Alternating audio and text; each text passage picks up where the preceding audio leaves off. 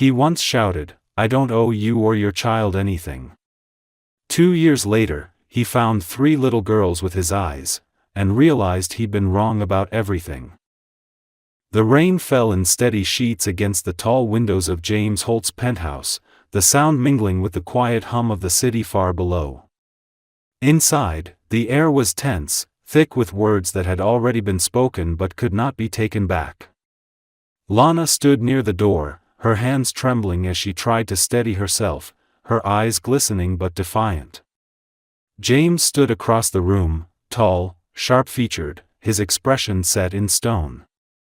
His pale hair caught the dim light, making him look every bit the man people feared and admired, a self-made millionaire, powerful, disciplined, and ruthless. But in that moment, there was something else in his eyes too, something brittle, something almost human, though buried under anger and fear. "You can't just walk away from this," Lana said quietly, her voice shaking but steady enough to be heard over the storm outside. "I'm not asking you for anything. I just thought you should know." Her hand instinctively went to her stomach, a small gesture that made his jaw tighten. James turned away, pacing toward the window. His reflection stared back at him, unreadable. "You shouldn't have come here," he said finally, his tone clipped and cold. "You knew what this was from the beginning.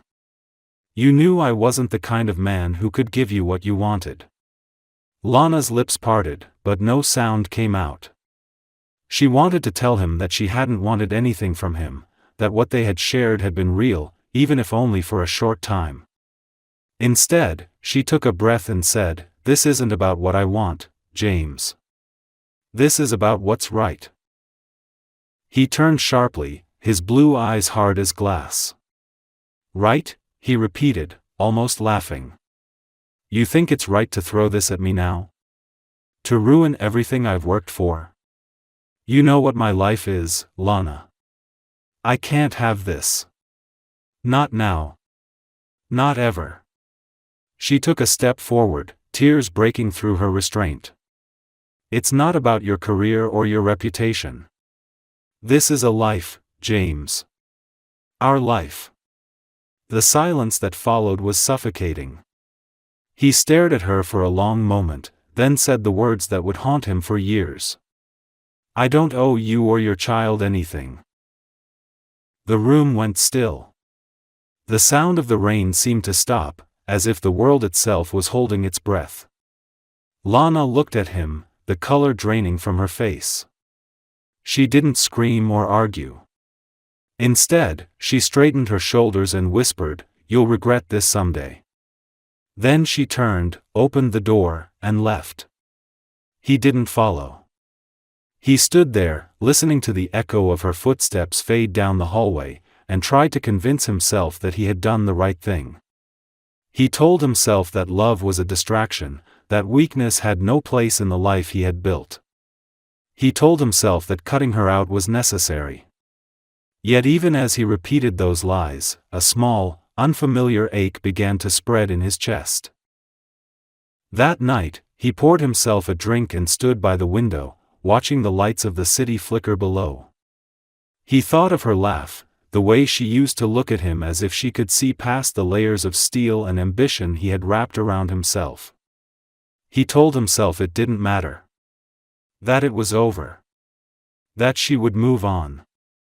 But when he closed his eyes, all he could see was her face and the quiet devastation in her eyes when he said those words.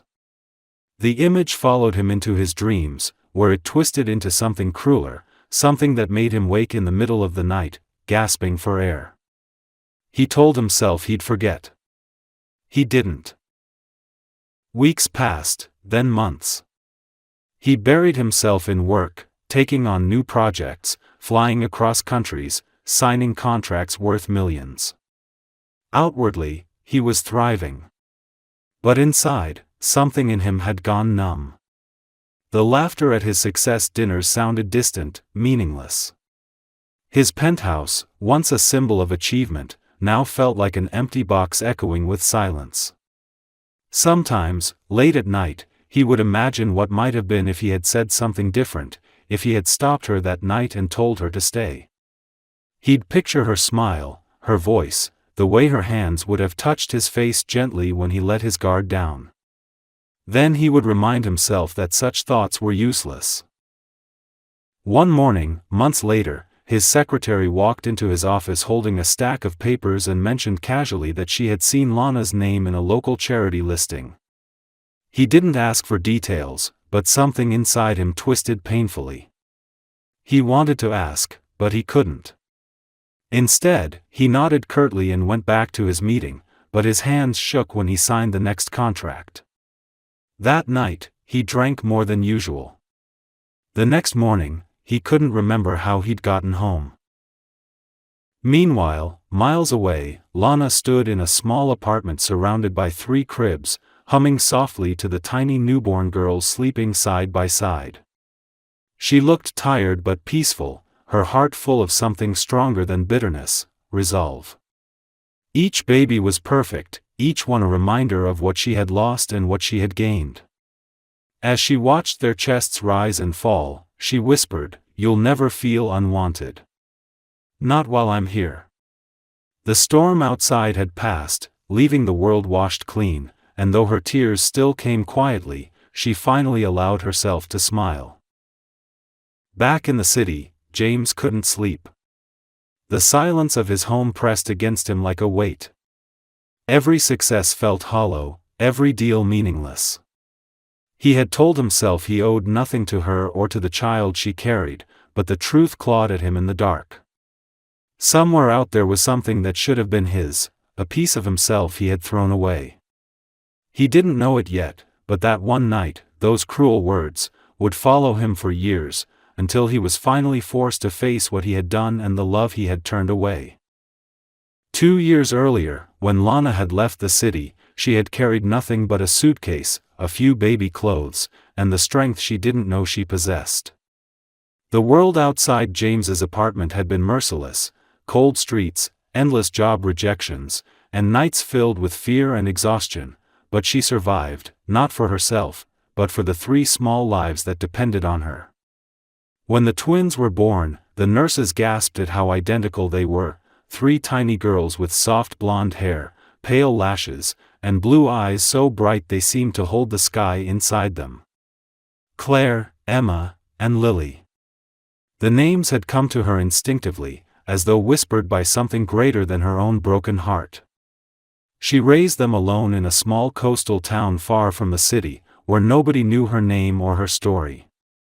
The sea became her comfort, the sound of waves filled the nights when the loneliness became unbearable.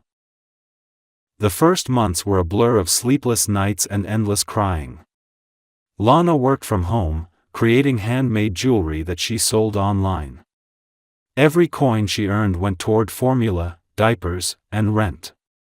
There were moments when she thought she might collapse under the weight of it all, but then one of the girls would giggle in her sleep, or wrap her tiny fingers around Lana's thumb, and the exhaustion would turn into something softer, a reminder that this love was worth every scar. She often sat by the window after midnight, watching the moonlight spill across their cribs, whispering to them stories about kindness, bravery, and the kind of strength she hoped they would one day understand. She never spoke his name, but sometimes, when she looked at their blue eyes, his blue eyes, she felt a sharp ache of memory. It wasn't anger anymore. It was something deeper, a quiet sorrow she learned to carry without letting it consume her.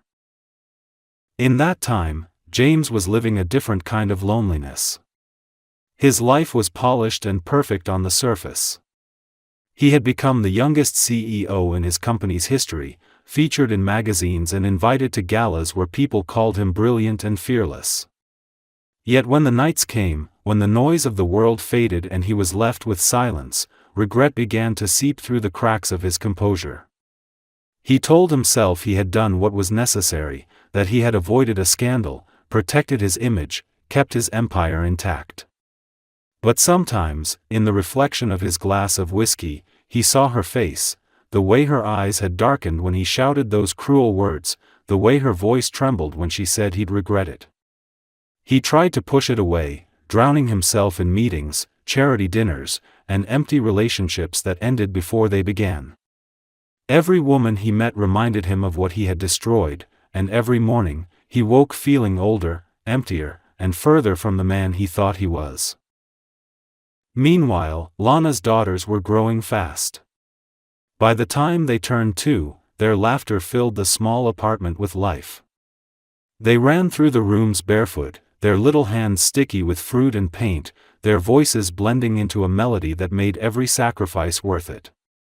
People in town adored them, 3 golden-haired girls who always smiled. Sometimes the neighbors would help by bringing groceries or offering to watch them while Lana worked. For the first time since she left, she began to believe that maybe she could build a life that didn't revolve around what she had lost.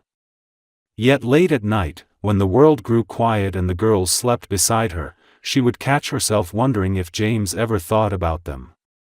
Did he ever imagine what they looked like? Did he ever wake up and feel the emptiness she had lived with for so long? The thought of him still hurt, but now the pain came with acceptance. He had made his choice, and she had made hers. There were days when she caught her reflection in the mirror and barely recognized herself. The girl who once believed in fairy tales and grand gestures had turned into a woman who measured love by quiet endurance. Her hands bore small scars from the tools she used to craft her jewelry, her eyes carried traces of fatigue, yet there was a beauty in her resilience. People in the market often admired her strength without knowing her story.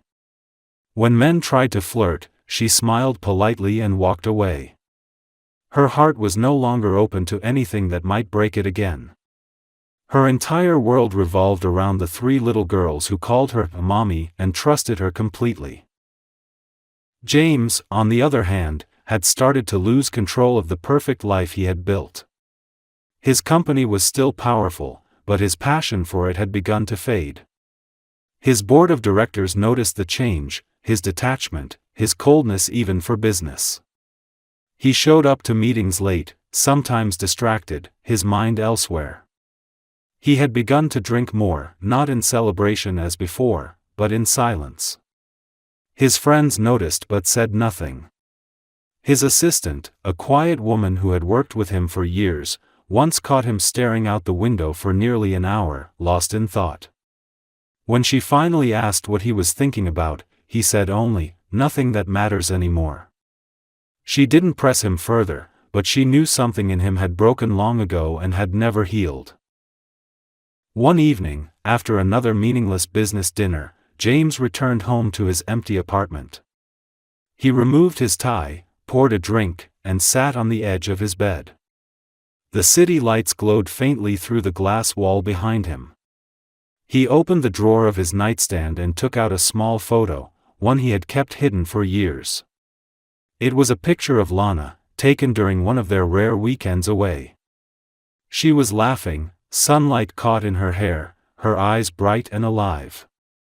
He stared at it for a long time before whispering, "I didn't mean it." The words were quiet, almost a confession to the silence. He had told himself for 2 years that he didn't care, that she and the child didn't matter, but now the truth was suffocating him. He cared more than he could bear. In that same moment, across the miles, Lana sat on her couch, holding a small pair of shoes one of the girls had outgrown. She smiled softly, tracing her fingers over the tiny soles, and whispered, "You're getting too big, my loves." She placed the shoes in a box she kept in the corner, small keepsakes from each stage of their young lives. Every piece of that box was a record of her love, her survival, and the quiet, unwavering promise she had made to never let them feel abandoned. She didn't know that somewhere far away, the man who had once rejected her was sitting alone, drowning in the echo of his own words. Neither of them could see that fate was already drawing their paths toward each other again, setting the stage for the moment when the past they tried to forget would finally demand to be faced. The morning began like any other for James, but beneath the surface of routine there was a quiet unrest that he could no longer ignore. He had spent another night tossing in bed, haunted by dreams that blurred the past and present. In them, he always saw Lana, sometimes angry, sometimes crying, sometimes walking away while he stood frozen, unable to call her back. When he woke, the ache lingered like a dull pressure in his chest. He tried to shake it off with the same mechanical precision that had once defined him. Coffee, shower, news, office. Yet even the office, once his kingdom, no longer gave him the same sense of purpose. The walls of glass and marble felt like a cage now. The people who greeted him each morning with forced smiles were part of a script he no longer believed in. During meetings, he caught himself staring out the window, wondering what her life might look like now. Was she still angry? Had she moved on? Did she ever think of him when the nights were quiet and the children slept? That thought always brought a pang sharp enough to make him reach for his phone, though he never dialed. What would he even say? How could he face the woman whose trust he had shattered so completely? He told himself that reaching out now would only reopen wounds, that she didn't need him, that she was better off. Yet the voice of reason no longer carried weight against the growing emptiness inside him. He started noticing small things, a stroller in the park, the sound of a child's laughter, a woman with long brown hair passing by, that triggered something raw, something painfully familiar. One afternoon, while leaving a restaurant, he saw a young mother crossing the street, holding a toddler with blonde curls and blue eyes. The sight hit him like a physical blow. His breath caught, his pulse quickened, and for one wild moment he thought it was her. It wasn't. But the resemblance was enough to leave him shaken. That night, for the first time in years, he opened his laptop and searched her name. Nothing. She had vanished completely, no trace left online, no address, no photos. It was as if she had erased herself from the world. Meanwhile, in that small coastal town, Lana's life had settled into a rhythm of quiet stability. The girls were growing fast, each with her own small spark of individuality despite their identical looks. Claire was bold and talkative, Emma thoughtful and gentle, Lily endlessly curious. They filled her days with noise, questions, and laughter. Every morning they climbed into her bed, their hair tangled, their giggles infectious, and demanded breakfast before she had even opened her eyes. Life was still hard, but it was full. She had started teaching art classes for children at the local community center, and though the pay was modest, the work brought her joy. Her jewelry business had grown too. She sold pieces online to clients from across the country, often working late into the night when the house was quiet. There were moments when exhaustion consumed her, yet when she looked at her daughters sleeping side by side, their hands sometimes linked even in dreams, she felt an overwhelming sense of gratitude. They were her purpose, her redemption. Still, there were nights when the past came back, uninvited. Sometimes, when the girls were in bed and the wind outside howled against the windows, she would sit alone with a cup of tea and allow herself to remember. The warmth of his hands, the low timbre of his voice, the way he used to look at her when he thought she wasn't watching. Those memories no longer burned with anger, they carried a kind of quiet sadness instead. She wondered what had become of him, if he had ever thought of the child he had denied, if he had changed. But she didn't dwell on it long. She couldn't afford to. The past was behind her, and her daughters were the only future she needed. For James, however, the past refused to stay buried. The company was preparing for an expansion project near the coast, and when his assistant handed him the file, something about the name of the town caught his attention. It tugged at the edge of his memory, though he couldn't place why. He set the folder aside, but hours later, curiosity got the better of him. He typed the name into a search engine, looking through photos of the town, small streets lined with trees, a quiet harbor, markets full of local crafts. It looked peaceful, the kind of place where people went to escape the world. For reasons he didn't understand, he couldn't stop thinking about it. Within a week, he had scheduled a trip to personally review the new project site. His colleagues assumed it was business, he didn't correct them. But deep down, something told him this was about more than contracts and construction. When he arrived, the air smelled of salt and rain. The town was smaller than he expected, charming and unassuming. He spent the first day in meetings, nodding through presentations he barely heard. His mind kept drifting to the streets outside, the faces of strangers passing by the windows. That evening, restless and unable to sleep, he went for a walk through the narrow lanes near the waterfront. The sun had already dipped below the horizon, painting the sky in deep shades of violet. He stopped by a cafe for coffee, and that was when he saw them, a woman with long brown hair tied loosely at the back, wearing a simple blue dress, and 3 little girls sitting beside her, identical down to the smallest detail. They were laughing over spilled ice cream, their blue eyes bright with joy. The sound froze him in place. He couldn't move, couldn't breathe. For a moment, he thought he was imagining it, that his mind had finally turned his guilt into visions. But when the woman looked up, when her eyes met his, he knew. It was her.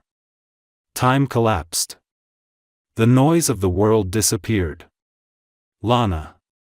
And those 3 little girls, their hair, their eyes, even their small gestures, they were him. He knew it with a certainty that hit harder than anything he had ever felt in his life.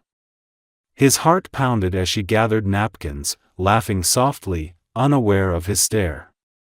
Every muscle in his body screamed to go to her, to say something, anything, but his feet refused to move. He watched from a distance as she helped the girls down from their seats and walked toward the park across the street. The smallest one stumbled, and Lana bent down, steadying her with gentle hands. It was such a simple, beautiful motion, yet it broke him completely. He stood there long after they were gone, his coffee growing cold in his hand, his pulse still racing. That night, back in his hotel, he didn't sleep at all. He sat by the window, the sound of the waves in the distance echoing the storm inside him. For 2 years he had told himself he didn't owe her anything, didn't owe the child anything, but now he knew how wrong he had been. He hadn't just walked away from her. He had walked away from his entire life. James didn't remember driving back to the hotel that night. The world outside his windshield was a blur of rain and headlights, yet all he could see were 3 small faces and the woman he had once sworn he would never need. He spent the night pacing the room, his thoughts tangled in disbelief and guilt. Every sound of the ocean outside seemed to mock him, whispering reminders of what he had lost. The girls had been so alive, full of laughter, so real that he could no longer convince himself that time or distance had erased his responsibility. He replayed the moment over and over, their matching blue eyes, their blonde hair, the way Lana's voice sounded when she called their names. Each repetition cut deeper. When dawn broke, he was still awake, his reflection in the mirror a stranger's face, tired, pale, hollow. He had built empires, outmaneuvered rivals, and stood at the top of the world, yet one glimpse of those children had undone him completely. He could no longer hide behind success. The truth he had buried had clawed its way back to the surface, demanding to be faced. The next day, he drove to the cafe again, hoping to see them, unsure what he would say if he did. The town was small, and part of him feared that she might have recognized him and decided to disappear again. He waited in his car for hours, eyes scanning every passerby, nerves pulled tight with anticipation. The minutes stretched into hours, and just as he was about to give up, he saw her. Lana was walking down the street holding 2 of the girls' hands while the third skipped ahead, her small voice carrying through the afternoon air. James felt his chest tighten. They stopped by a fruit stand, and he watched as Lana crouched to help one of the girls choose apples.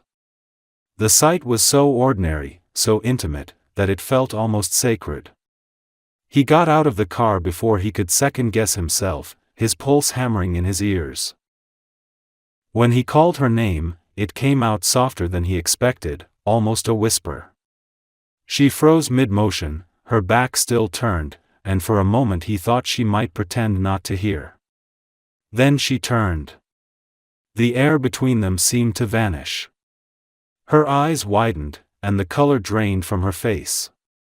The girls, sensing something unfamiliar, grew quiet and clung to her skirt. "What are you doing here?" she asked, her voice low but steady. He took a hesitant step forward, struggling to find words that didn't sound meaningless.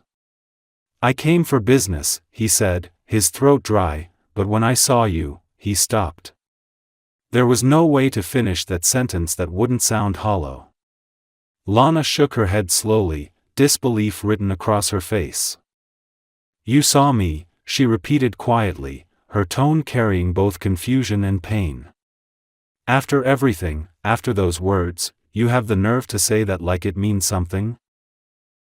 Her words cut deeper than any insult ever could. He swallowed hard, his voice cracking when he finally spoke again. "I didn't know, Lana. I didn't know there were 3 of them." She interrupted him before he could continue, her expression hardening. "You didn't want to know," she said. "That's the difference." He had no defense. Every excuse died on his tongue because she was right. He had been too proud, too afraid to let anyone see weakness. And now the cost of that pride stood before him in the shape of 3 little girls he had never met. He tried to speak again, but the words came out uneven. "They're beautiful," he said, his eyes flicking toward the children, who were now watching him with innocent curiosity. "They look like you." Lana gave a bitter laugh. "No," she said. "They look like you. Every day I wake up and see your face 3 times over, and every day I remind myself that I did it without you." James felt his stomach twist. The silence that followed was thick and heavy, broken only by the sound of waves crashing in the distance. He took a slow step closer. "I know I have no right to ask you for anything," he said quietly. "I just want a chance to know them. Please." Lana's eyes flashed with anger, but behind it was something else, fear. "You think you can just walk back in after 2 years?" she said. "Do you know what it was like? Raising them alone, working through the nights, worrying if I could feed them, if I could keep them warm? You don't get to ask for anything." He didn't argue. He couldn't. The image of her fighting through all that alone made his throat burn. "You're right," he said finally. "I don't deserve a second chance. But I'm not leaving until I make this right." For a long time, she said nothing. She turned to her daughters, who were tugging gently at her hand, confused by the tension in her voice. When she finally looked back at him, her eyes were full of exhaustion. "You don't even know what right means anymore," she said softly. "Go back to your world, James. We survived without you. We don't need saving now." She started to walk away, her shoulders squared, her daughters surrounding her like tiny reflections of the woman she had become, strong, resilient, unbroken. He stood there, unable to move, watching until they disappeared down the street. The emptiness that followed felt heavier than ever before. That night, he sat alone in his car near her house, watching the lights in the window flicker as the girls played inside. He could hear faint laughter, muffled through the glass, and it struck him how foreign that sound was to his world. He stayed there for hours, not because he wanted to intrude, but because he couldn't leave. He needed to see it, to remind himself that this wasn't a dream, that what he had lost was real and alive. When the lights finally dimmed and the house fell silent, he rested his head against the steering wheel, the weight of his guilt pressing down on him. The next few days passed in a haze. He found excuses to linger in town, meetings rescheduled, phone calls delayed. He told himself he just wanted to make sure they were all right, but the truth was simpler: he couldn't stay away. Each evening he would park nearby and watch from a distance, trying to piece together fragments of their life. Sometimes he saw Lana walking with the girls to the playground, their small hands holding hers tightly. Other times, he caught sight of her closing the shop where she sold her crafts, her hair glinting in the sunset. Every glimpse deepened his remorse. The more he saw, the clearer it became that she had built a life without him, one grounded in love and resilience, and that realization hurt in a way success never could mend. One afternoon, he returned to the same cafe where he had first seen them. Lana was there again, sitting outside with a sketchbook while the girls colored beside her. He hesitated, knowing he was risking her anger, but something inside told him it was time to face her honestly. He approached slowly, his voice low when he spoke. "I know you don't want me here," he said, "but I'm not here to take anything from you. I just need to understand what I threw away." She looked up, her expression unreadable. For a moment, neither of them moved. Then she sighed and said quietly, "You can sit, but I don't promise I'll stay." He sat across from her, his hands clasped together, unsure where to begin. Watching her draw, surrounded by the children, he felt both awe and shame. She had become something far stronger than the woman he had left behind. She didn't need him anymore, and that truth was both humbling and devastating. When one of the girls accidentally spilled juice across the table, James instinctively reached for a napkin, helping to clean it. The child smiled at him shyly, and for the first time, he allowed himself to smile back. Lana noticed but said nothing. She simply watched, her eyes softening just a little. That small, fragile moment would stay with him for the rest of his life, the beginning of something uncertain but real. As the evening sun dipped lower, he realized he wasn't fighting for redemption anymore. He was fighting for the chance to belong, even if it meant starting from the very bottom. The days that followed were a strange mix of tension and quiet discovery. James found himself waking up earlier each morning, his mind already restless, thinking of the small coastal town and the lives unfolding there without him. He still didn't know what he was hoping for: redemption, forgiveness, or simply the chance to see his daughters again, but he knew one thing with certainty: leaving was no longer an option. He had walked away once, and it had destroyed more than just a relationship, it had stripped him of his humanity. He wasn't going to repeat that mistake.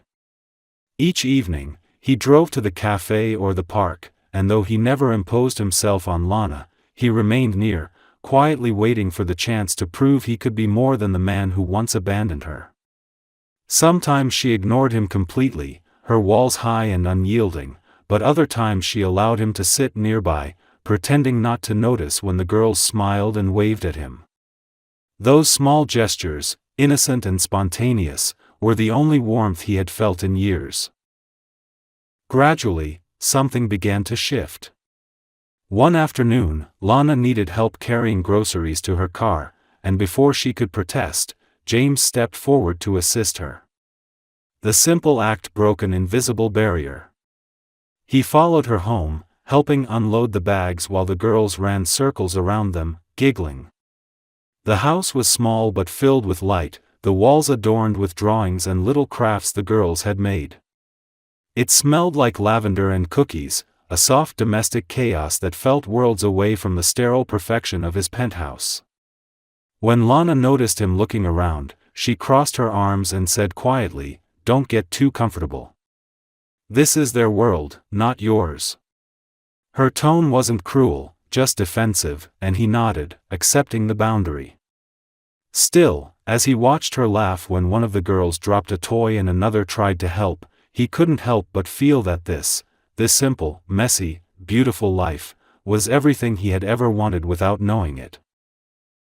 Over the next weeks, he became a quiet presence in their lives.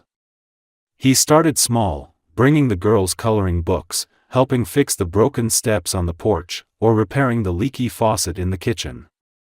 Lana resisted at first, suspicious of his intentions, but it was impossible to ignore how naturally the girls responded to him.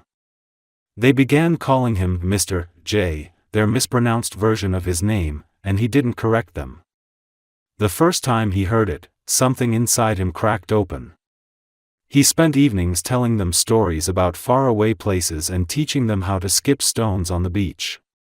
When they laughed, it filled the emptiness he had carried for years, softening edges he didn't realize had grown so sharp. He never spoke to them about the past or his connection to them.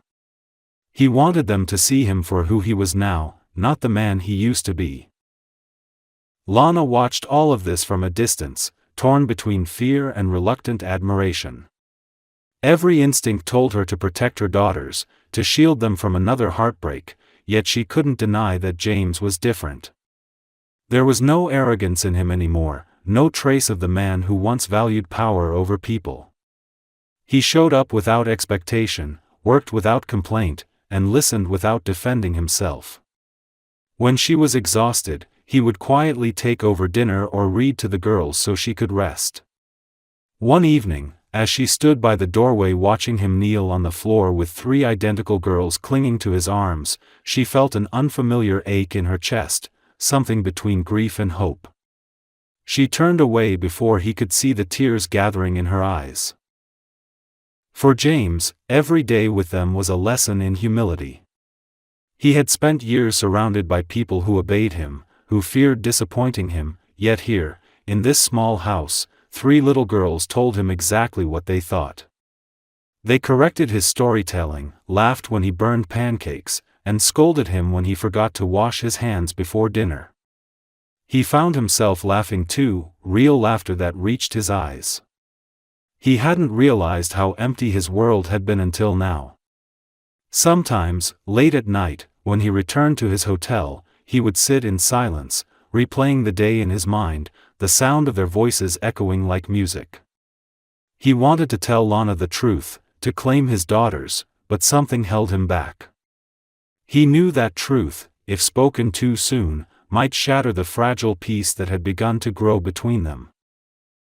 One rainy afternoon, he arrived at the house to find Lana sitting on the porch, her face pale and tired. One of the girls, Emma, had fallen sick with a fever. Panic flickered in her eyes, the same kind of helplessness he remembered from the night she had told him she was pregnant. Without a word, he stepped inside, moving with quiet purpose. He fetched cold towels, helped measure medicine, and stayed by the child's bedside until she finally fell asleep. When he looked up, Lana was watching him, her arms wrapped around herself, her expression unreadable. "You don't have to stay," she whispered. "I know," he replied softly, "but I want to." Those words, simple and sincere, hung between them like a fragile truce. She didn't answer, but she didn't ask him to leave either. Hours passed, and the house grew dark and quiet. The rain tapped softly against the windows as James sat beside Emma's bed, one hand resting near hers, just in case she woke. When Lana finally spoke again, her voice was barely audible. "You think this changes anything?" she asked. He shook his head slowly. "No. It doesn't change the past. But maybe it can change what comes next." She looked at him for a long time before sighing. "You always had the right words," she said. "The problem was, you never had the right heart." Her honesty struck him harder than anger ever could, but he didn't defend himself. "You're right," he admitted quietly. "But I'm trying to fix that." When morning came, the fever had broken. Lana found him asleep in the chair beside the bed, his head tilted, exhaustion etched across his face. For a moment, she simply watched him, noticing how the years had softened his features. He looked older, but there was a gentleness there now, a peace she had never seen before. Something inside her began to shift, not in a sudden burst but slowly, like the tide wearing away the edge of a stone.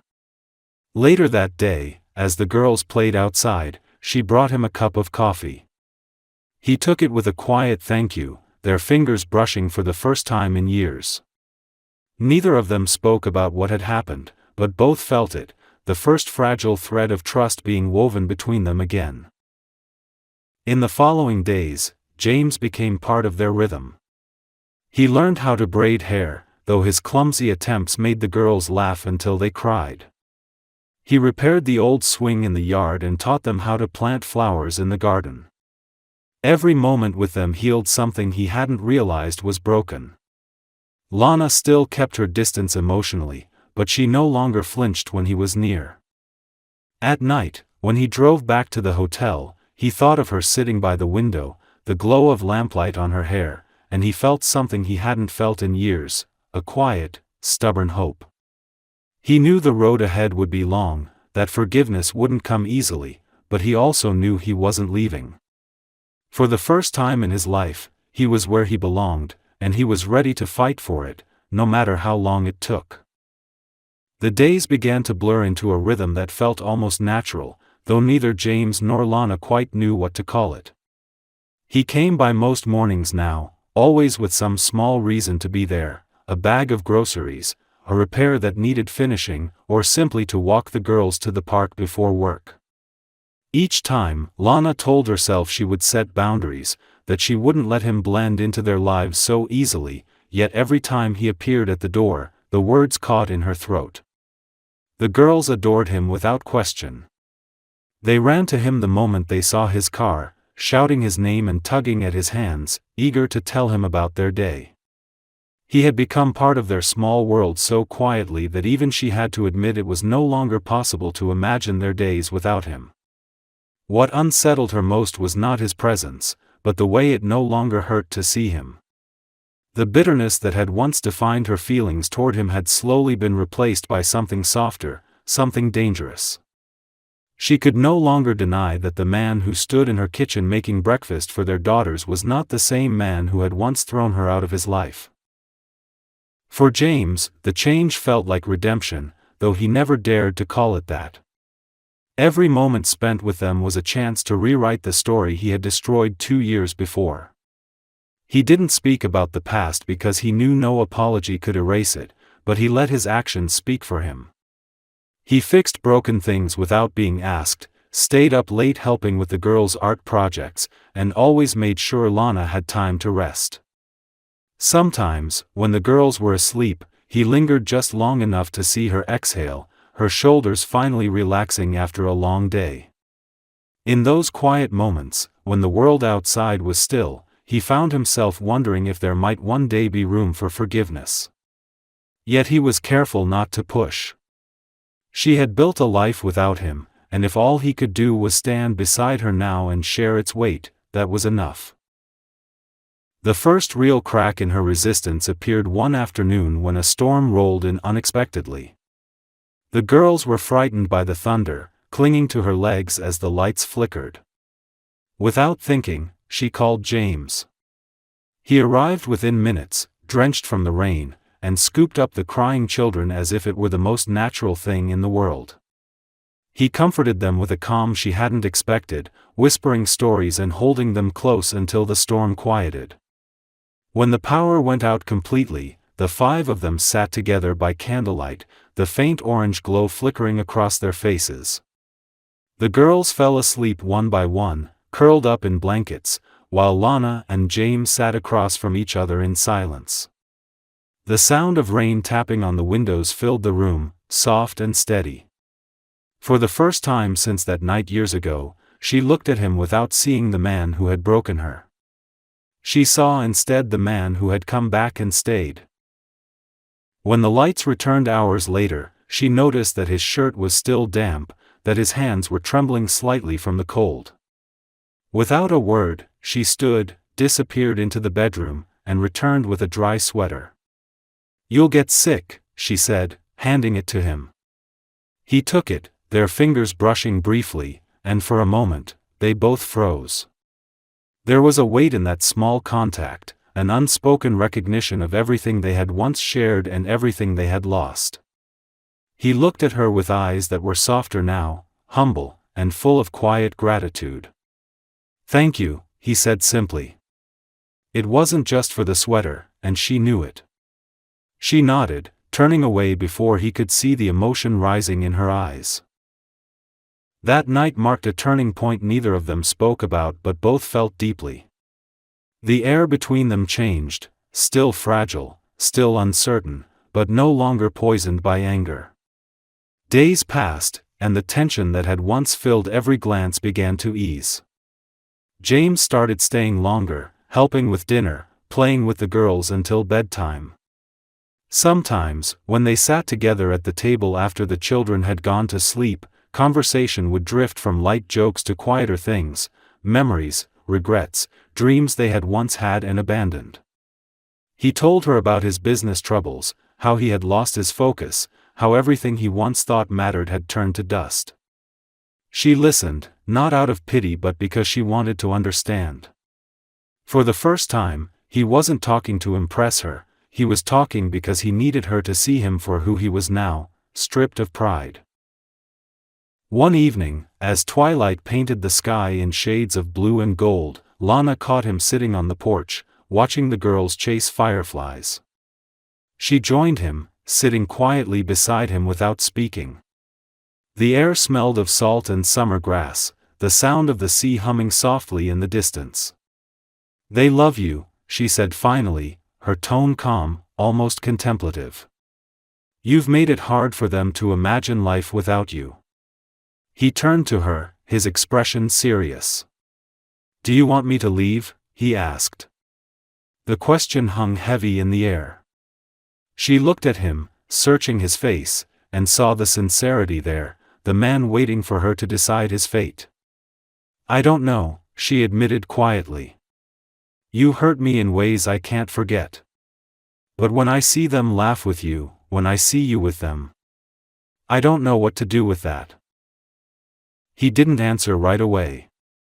Instead, he looked out at the horizon, his jaw tightening as he swallowed whatever emotion threatened to surface. "You don't have to decide now," he said finally. "I'll stay as long as you let me." There was no demand in his voice, no expectation, just quiet resolve. For a while, they sat there in silence, listening to the soft laughter of their daughters echoing through the evening air. It was a small, fragile peace, but for both of them, it felt like breathing again after years of suffocation. In the weeks that followed, their lives intertwined even more. James began helping at the art center where Lana taught, donating supplies and occasionally joining her classes. The children adored him, and so did many of the parents who saw how naturally he fit into the small community. Lana watched him with a mix of pride and disbelief, still unsure how to reconcile the man in front of her with the one who had once abandoned her so cruelly. One day, she found him sitting in the yard, helping the girls build a birdhouse. They were covered in paint, laughing as they worked, and she stood by the window watching them, her heart aching with emotions she didn't want to name. That night, after tucking the girls into bed, she found him cleaning up the mess they had made. He looked up as she entered, smiling faintly. "You should go home," she said, though her voice lacked conviction. "You're exhausted." He set down the brush and wiped his hands. "This feels like home," he said quietly. The words hit her harder than she expected. She didn't reply, but as he walked past her to leave, she reached out and touched his arm lightly. "Thank you," she said. He turned to her, confused. "For what?" She hesitated, then met his eyes. "For not walking away this time." That night, long after he had gone, Lana sat alone in the living room, the house silent except for the soft hum of the refrigerator. She stared at the framed drawing the girls had made that week, for stick figures holding hands beneath a bright yellow sun. She traced her fingers over it, tears welling in her eyes. Somewhere inside her, a truth was beginning to take shape, fragile but undeniable. The man she had once sworn never to forgive was slowly becoming part of her world again, not through apologies or promises, but through constancy. And though her heart still bore scars, she could feel it, he was mending what he had broken, piece by piece, day by day. The morning sun rose over the coastline, flooding the small town with a soft golden light that made the sea shimmer like glass. James stood outside Lana's house, holding a small paper bag with pastries from the bakery the girls loved. He could hear laughter through the open window and paused before knocking, letting himself listen for a moment. That laughter had become the sound he lived for, the quiet proof that he hadn't completely lost his chance. When Lana opened the door, she looked tired but radiant in a way that had nothing to do with makeup or clothes. There was a calmness in her now, a steadiness that came from surviving too much and still standing. She stepped aside wordlessly, allowing him in. The girls ran to him instantly, hugging his legs and chattering about their plans for the day. It was an ordinary morning, but to James it felt sacred, every routine moment a small miracle he didn't deserve but had been given anyway. They spent the morning at the park, the girls running ahead while James and Lana followed slowly along the path. The air was cool, the scent of salt and flowers mingling in the breeze. For a while they spoke about simple things, the weather, the girls' latest drawings, the repairs still needed around the house, but underneath the casual conversation lay something deeper, something unspoken. Both knew that whatever fragile peace existed between them couldn't last in limbo forever. There would have to come a moment when the truth broke through the surface. James had been carrying that truth for weeks now, the words pressing against his chest, threatening to escape. He wanted to tell her who he truly was to those girls, to claim them as his daughters, but each time he tried, fear stopped him. He didn't fear her anger, he feared losing the delicate trust that had begun to grow between them. That afternoon, as the girls napped, Lana sat at the kitchen table sketching while James fixed the loose handle on one of the cabinets. The silence between them was comfortable, filled with the soft sounds of pencil against paper and the occasional creak of wood. Without looking up, she said, "You've changed, James." He froze for a second, unsure how to respond. She lifted her eyes and met his. "The man I knew would never have stayed this long. He wouldn't have tried." He set down the screwdriver, his throat tightening. "Maybe I finally learned what matters," he said quietly. She gave a faint smile, though sadness lingered behind it. "And what's that?" she asked. He hesitated before answering, his voice almost a whisper. "You. Them. This." The simplicity of it seemed to hang in the air between them, fragile but true. She looked down again, pretending to focus on her sketch, but her hand trembled slightly. Days turned into weeks, and their connection deepened in quiet, unspoken ways. There were small moments, shared glances, brief touches, laughter over dinner, that hinted at something rebuilding itself between them. One evening, the girls decided to host what they called a family dinner, insisting that James stay. Lana tried to protest, but their excitement was impossible to resist. They made paper crowns and set the table with mismatched plates, proud of their creation. As they sat down, James found himself surrounded by the life he had never thought he'd have, a warm home, laughter echoing through the air, and Lana sitting across from him, smiling despite herself. The girls took turns announcing what they were thankful for, their small voices pure and sincere. When it was James's turn, he paused for a long moment before saying, "I'm thankful for being allowed to be here." Lana didn't look at him right away, but when she did, there were tears in her eyes she didn't bother to hide. Later that night, after the girls had gone to bed, they stood together in the kitchen cleaning up. The silence between them was different now, charged with something neither wanted to name. Lana turned to him suddenly, her expression uncertain. "What are you really doing here, James?" she asked. He stared at her, caught off guard by the question. "You say it's about helping, about making things right, but what do you actually want?" He wanted to tell her everything, that the girls were his, that he'd known from the moment he saw them, that every sleepless night had been spent imagining the years he'd missed, but the words caught in his throat. "I just want to be part of your lives," he said finally. "For as long as you'll let me." She studied him for a moment, searching his face for deceit, then turned away, her voice soft. "You can't undo the past. You can't fix it with presence alone." He nodded. "I know. But I can try to build something better, even if it takes the rest of my life." In the days that followed, Lana found herself replaying that conversation in her mind. She wanted to believe him, wanted to believe that people could change, yet the fear of being hurt again still clung to her. Then one morning, while sorting through old paperwork, she came across a document she hadn't looked at in years, the birth certificates of her daughters. Their father's name was left blank, an empty space that had always haunted her. She stared at it for a long time, her chest tightening. The girls had begun asking questions lately, curious about why their friends at school talked about dads while they didn't. Lana had always managed to change the subject, but she knew she couldn't keep doing that forever. They deserved the truth, but the truth now was complicated. If she told them who James was, she'd have to trust that he was ready to stay, not just for her, but for them. That evening, when he arrived, she handed him the papers without a word. He looked at them, his breath catching when he saw the blank spaces.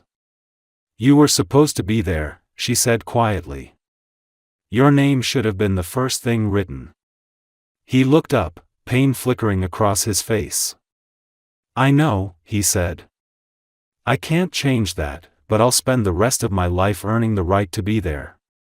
For the first time since that night years ago, she didn't see arrogance or defensiveness in his eyes, only remorse and love so deep it frightened her.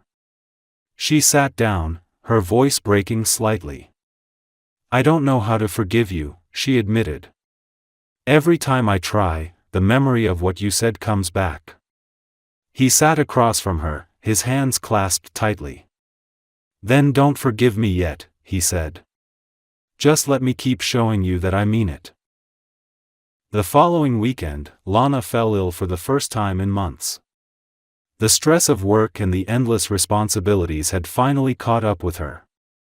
James stepped in without hesitation, taking care of the girls, cooking, cleaning, and making sure the house ran smoothly. He barely slept, moving through the days with quiet determination. One night, she woke to find him asleep on the floor beside the bed, still dressed, exhaustion written across his face.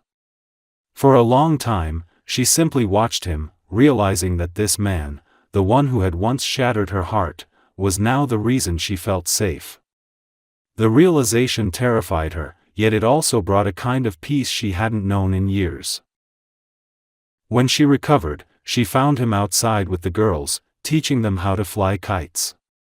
The wind caught their laughter, carrying it across the open field, and something inside her finally broke free. She walked toward them, her heart pounding, and when he turned to her, their eyes met. The distance between them seemed to dissolve, replaced by something raw and real. That evening, after the girls had fallen asleep, she found him sitting on the porch, watching the stars. She sat beside him, her voice quiet. "You're good with them," she said. He smiled faintly. "They make it easy." She hesitated, then added, "They deserve to know." He turned to her, unsure of her meaning, and she met his gaze with steady resolve. "They deserve to know who you are, James. All of it." For a moment, neither spoke. The waves crashed softly in the distance, the night air cool against their skin. Then he reached out, his voice trembling. "Are you sure?" She nodded, tears glistening in her eyes. "They've waited long enough." He exhaled slowly, the weight of years lifting from his shoulders. For the first time since the day he had walked away, he allowed himself to believe that maybe, just maybe, this story wasn't destined to end in regret. The morning they told the girls was one of those rare, Still days when the sea was calm and the air felt heavy with meaning. Lana had barely slept, her thoughts chasing themselves in endless circles through the night. James, too,